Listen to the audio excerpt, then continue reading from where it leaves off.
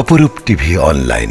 Chittagong press club চত্বরে বাংলাদেশ মফস্বল সাংবাদিক ইউনিয়ন চট্টগ্রাম জেলা শাখার উদ্যোগে গাজীপুরের সংঘবদ্ধ সন্ত্রাসীদের হাতে নির্মমভাবে নিহত দৈনিক প্রতিদিনের কাগজের সাংবাদিক আসাদুজ্জামান তুহিন হত্যাকাণ্ডের বিচারের দাবিতে মানববন্ধন অনুষ্ঠিত হয়েছে গতকাল বিকালে। মানববন্ধনে অংশ নেন চট্টগ্রামের প্রিন্ট ও ইলেকট্রনিক মিডিয়ার সংবাদকর্মীরা। এ সময় তারা গাজীপুর জেলা পুলিশের প্রতি কৃতজ্ঞতা প্রকাশ করেন তুহিনের হত্যাকারীদের দ্রুত গ্রেফতার করার জন্য। উক্ত মানববন্ধনে বাংলাদেশ মফস্বল সাংবাদিক ইউনিয়নের সাথে একত্রতা পোষণ করে মানববন্ধনে অংশ নেন বাংলাদেশ মফস্বল সাংবাদিক সোসাইটির নেতৃবৃন্দরা। মানববন্ধনে বক্তারা বলেন, দেশের একজন পেশাদার সাংবাদিককে প্রকাশ্যে হত্যা করার মানে গণমাধ্যমের স্বাধীনতা ও মত প্রকাশের অধিকারের উপর সরাসরি আঘাত।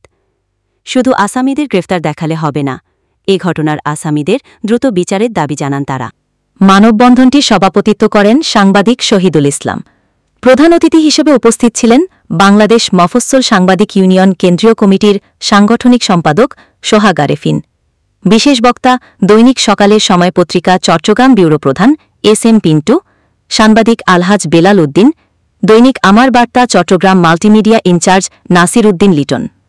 সঞ্চালনায় ছিলেন জহিরুল ইসলাম বাবলু, হুমায়ুন কবির রাব্বি, রুমেন চৌধুরী, দুলাল শিকদার, মাজারুল ইসলাম রানা, রিয়াজ উদ্দিন, মুরাদ হোসেন বিপ্লব, নুরুল আমিন সোহেল, মোহাম্মদ মাসুদ, রায়হান হোসেন, মনির হোসেন, বিল্লাল হোসেন শাহ আরও অনেকে।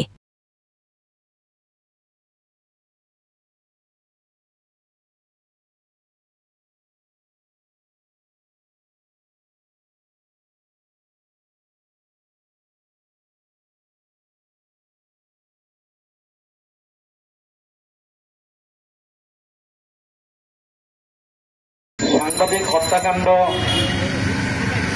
পৃথিবীর বিভিন্ন দেশেই হয়ে থাকে, তবে আমাদের দেশে একটু ব্যতিক্রম। অনেক সময় অ্যাক্সিডেন্টলি হত্যা হইতে পারে, আবার পরিকল্পিত হত্যা হইতে পারে।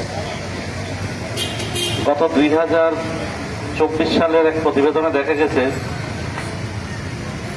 সবচেয়ে বিপজ্জনক সাংবাদিকদের জন্য সবচেয়ে বিপজ্জনক দেশের তালিকায় বাংলাদেশ তৃতীয় স্থানে অবস্থান করছে। এর আগে দুইটি দেশ আছে, যেটা হচ্ছে ফিলিস্তিনি এবং পাকিস্তান। 181টি দেশের জরিপে আমরা তৃতীয় স্থানে আছি। বুঝতেই পারছেন আমরা কোন অবস্থায় আছি। আর সাংবাদিকের উপর নির্যাতন বন্ধ না হওয়ার পিছনে যথেষ্ট কারণ আছে। আমি গতকালকে বলেছি, প্রথমত হচ্ছে রাজনৈতিক দুর্বৃত্তায়ন, দ্বিতীয়ত হচ্ছে আমলাতান্ত্রিক জটিলতা, প্রশাসনিক দুর্বলতা, আইনগত জটিলতা। আমরা বলতেছি স্বাধীন সাংবাদিকতা, স্বাধীন সাংবাদিকতা, স্বাধীন সাংবাদিকতা। 1 বছর পেরিয়ে গেল এই গভর্নমেন্ট, আমরা পেয়েছি আমাদের ভাইয়ের লাশ। স্বাধীন সাংবাদিকতা পাই নাই। খুব যে বড় কোনো মাপের গণমাধ্যম কর্মী ছিল তা কিন্তু না, আমার আর আপনার মতো। এই যে এখানে আমার ভাই নবী বলে গেছে, কারা চিল্লায় স্ট্রিম লেভেলের সাংবাদিক, স্ট্রিম লেভেলের সাংবাদিক, মূলধারা সাংবাদিক। আরে ভাই কি বুঝান ভাই, মূলধারা বাড়িধারা উত্তর এগুলো বুঝাইন না। আমরা গণমাধ্যম কর্মী, মাঠের গণমাধ্যম কর্মী, আমাদেরকে এসব বুঝাইয়া লাভ নাই। আমাদের ভাই রক্ত, এমন রক্ত দেখছি ওই দিন ওই ডেড বডিতে, আসলে মানে গা শিউরে উঠে। ওই দিন লাইভ টক শোতে এক ভাই বলতেছে যে ৫ মাসের মতো করে কুপাইছে। ঠিক আছে, ভাবতে পারেন ভাই, আমাদের যদি এই দশা হয় তাহলে সাধারণ মানুষের কি অবস্থা? তাহলে আমাদের নিরাপত্তা নিশ্চিতে এখন আমরা দোষী ভাবতে পারি কাদেরকে? বাংলাদেশ প্রেস কাউন্সিলকে, বাংলাদেশ প্রেস ইনস্টিটিউটকে। বাংলাদেশ প্রেস কাউন্সিল সাংবাদিক সুরক্ষা আইন প্রণয়ন করছে না, সাংবাদিকদের নীতিমালা প্রণয়ন করছে না, যার কারণে মৌসুমী সাংবাদিকদের প্রতাপ বেড়ে গেছে। একজন সাংবাদিক যখন মামলা হামলার শিকার হয়, আপনারা খেয়াল করে দেখবেন যে তার আশেপাশের সাংবাদিকরা ওই মামলা লিখতে সহযোগিতা করে, মামলার ধারা বসাইতে সহযোগিতা করে। আমি যদি মিথ্যা না বলি, এখানে অনেক গণমাধ্যম কর্মী যারা মফস্বলে বিভিন্ন জায়গায় কাজ করার অভিজ্ঞতা আছে, হামলার শিকার হওয়ার অভিজ্ঞতা আছে। তো সেই জায়গায় এইসব মৌসুমী সাংবাদিকরা ঘুরঘুর করে, কোনো নিউজ নাই, কোনো কপি পেস্ট একটা নিউজ মেরে দিছে, ঠিক আছে, ক্যামেরা একটা নিচে দামি ক্যামেরা, মোবাইল একটা নিচে দামি মোবাইল, ঠিক আছে, অনেক বড় সাংবাদিক। এই মৌসুমী সাংবাদিকদেরকে প্রতিহত করতে এখনই প্রয়োজন বাংলাদেশ প্রেস কাউন্সিলে সাংবাদিক নীতিমালা প্রদান করা, আর সেই সাথে সাংবাদিকদের সুরক্ষার জন্য সাংবাদিক সুরক্ষা আইনটি প্রণয়ন করা। কারণ আজকে তুহিনকে দিয়েই আমার মনে হয় সাংবাদিক বাংলাদেশ প্রেস কাউন্সিলের জন্য ফরজ হয়ে গেছে যে সাংবাদিক সুরক্ষা আইনটি প্রণয়ন করা। আর সারা বাংলাদেশে যত সংগঠন আছে সবাইকে ঐক্যবদ্ধ হয়ে একটি আবেদন, সাংবাদিক সুরক্ষা আইন প্রণয়ন করুন। ইতিমধ্যে 8 জন গ্রেফতার হয়েছে।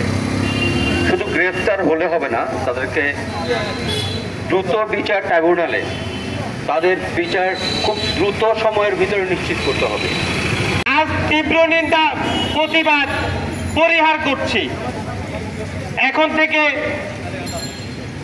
প্রতিবাদের ভাষা আমাদের চেঞ্জ করতে হবে। কারণ সাংবাদিকরা কেন এত নির্যাতিত হবে?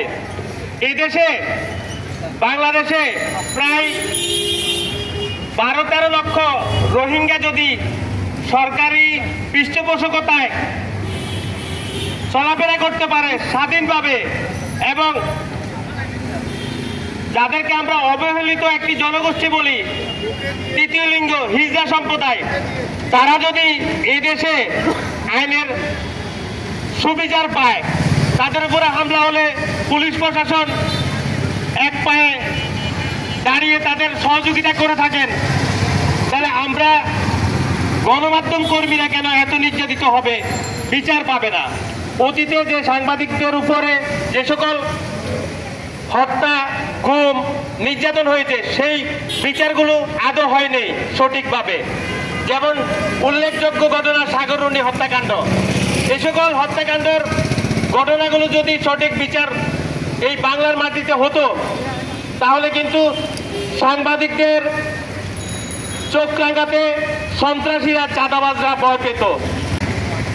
সরকারকে বলবো, প্রশাসনকে বলবো, সেটা অনেক পরের কথা। যাদের সামনে একজন সাংবাদিক এইভাবে কথা হলো, যারা এখানে দাঁড়ায় ছিল, ওরা কি চোখাকে ছন্মা হয়েছিল প্লাস্টিকের? আমরা খালি দিয়ে কাজ করবো, আমাদের কোনো দায়বদ্ধতা নাই। আমি যে স্থায়ী ঘটনা ঘটেছে, যারা এখানে দাঁড়িয়ে দর্শক ছিল, বিয়ে করতে ছিল, ছবি তুলতে ছিল, সব সেদিকে ছবি করতে যায় নাই, একটা পাথর মারে নাই আমাদের বিরক্ষতা। হত্যা এবং সাংবাদিকের উপর যেহেতু নির্যাতন করা হয়েছে, তাই আজকে আমি কিছু বলতে চাই। সাংবাদিক নির্যাতনের পেছনে আমি অন্যতম যে কারণটি দেখতে পাচ্ছি, সেটি হচ্ছে যে ঐক্য না থাকার কারণ।